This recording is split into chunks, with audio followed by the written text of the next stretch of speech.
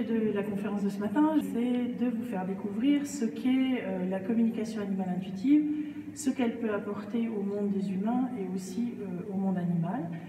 Vous verrez que les deux sont liés, les humains et les animaux, et que l'existence de la communication intuitive, on en parle de plus en plus. Ça fait plus de 15 ans que je l'enseigne, mais elle commence à prendre son essor dans une société qui développe aussi une certaine forme de conscience par rapport à la nature et à tout ce qui nous entoure. Alors peut-être juste un historique, parce que c'est important de comprendre que la communication animale intuitive, telle qu'elle nous arrive en Europe, elle n'arrive pas de nulle part. Alors elle arrive des États-Unis dans les années 70 avec une femme qui s'appelle Penelope Smith. Et cette femme, en fait, qui est psychologue, s'intéresse au chamanisme amérindien. Et dans le cadre de ses études, elle fait des reportages et des études sur comment ça marche le chamanisme, etc. Et elle découvre que certains chamans ont le pouvoir de parler aux animaux, mais au-delà de l'oracle, c'est-à-dire juste d'interpréter dans les entrailles des animaux défunts l'avenir, mais aussi d'être en communication avec les animaux et notamment les chevaux. Donc le démarrage se fait dans les années 70, et comme beaucoup de choses aux États-Unis, souvent les concepts sont pris de choses qui sont ancestrales et on en fait des concepts modernisés. Je pense pour certains d'entre vous, si vous connaissez le principe des chuchoteurs, les chuchoteurs et les méthodes comme la méthode Parelli qu'on connaît bien en Europe sont en réalité des méthodes qui existent depuis toujours dans le monde entier, chez tous les peuples qui gardent une proximité avec la nature. J'aimerais d'ailleurs faire une petite parenthèse juste là comme ça pour dire qu'aujourd'hui de plus en plus on s'intéresse à ces connaissances ancestrales et que de plus en plus souvent il y a des gens, des peuples premiers qui viennent témoigner. Donc la communication animale pour moi elle s'inscrit pleinement non pas dans juste une manière de percevoir le monde animal, mais de percevoir le monde animal de son point de vue à lui, dans son ensemble, c'est-à-dire avec sa conscience à lui. En même temps, dans les années 78, il y a une femme qui s'intéresse à comment on peut communiquer intuitivement avec les humains. Donc c'est une femme qui s'appelle Rosemary Crossley et qui met au point une technique de communication assistée par ordinateur.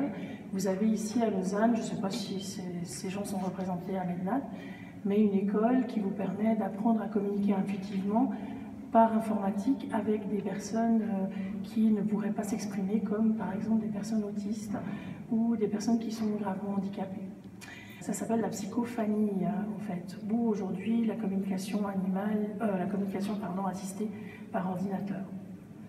Puis en Europe, ce mouvement-là, pendant 30 ans, il reste aux États-Unis, le mouvement de la communication animale intuitive, et il arrive en Europe au début des années 2000, par l'intermédiaire d'un monsieur que j'ai invité à venir il y a 17 ans chez moi, qui s'appelle Jean-Luc Janizewski, qui est psychologue aussi, et qui s'est intéressé un peu à ce qui se passait aux États-Unis pour amener le principe de communiquer intuitivement avec les animaux, comment on fait. Puis ensuite, dans les années 2000 aussi, il y a une femme en Suisse allemande, Hélène Gerber, qui s'est intéressée, qui est allée aux États-Unis chez Penelope Smith apprendre la communication animale. En Belgique, à la fin des années 90, enfin 90, pardon, parce que je donne des conférences et je vis entre la Suisse et la France, donc là je me remets au goût du jour, là j'arrive de France. Anna Evans, qui est une vétérinaire que vous connaissez peut-être de nom, qui présente aussi son approche de la communication intuitive. Elle a déposé une trademark d'ailleurs sur communication intuitive. Et puis au Québec, Caroline Leroux, au milieu des années 95, donc des années 90, qui s'intéresse aussi à la communication animale intuitive. Ça veut dire aujourd'hui que dans les pays industrialisés, la communication animale, elle est présente partout.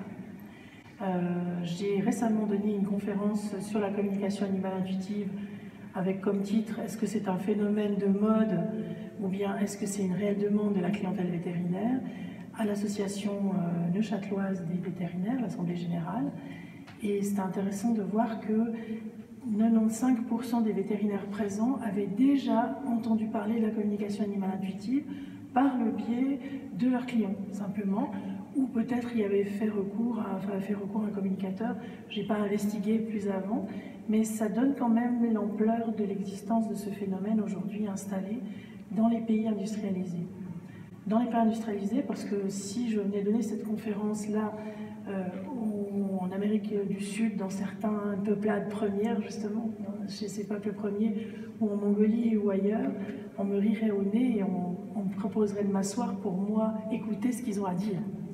Je parlais des peuples premiers, oui, parce que c'est important de relativiser aussi l'essor de la communication animale en Europe. Aujourd'hui, c'est un peu vendu comme « j'ai un don extraordinaire, je vais vous expliquer comment vous allez pouvoir avoir le même don que moi, etc. » On est beaucoup dans des notions de pouvoir, alors qu'en réalité, vous tous ici, vous avez des dons intuitifs et donc la possibilité de communiquer avec le monde animal, minéral, végétal, les esprits de la nature, la terre, le vent, le ciel.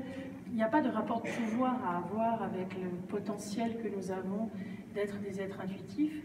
Ce qui est nécessaire, c'est que l'on puisse, nous, réaliser que nous le sommes, c'est-à-dire qu'on puisse admettre que nous sommes des êtres intuitifs.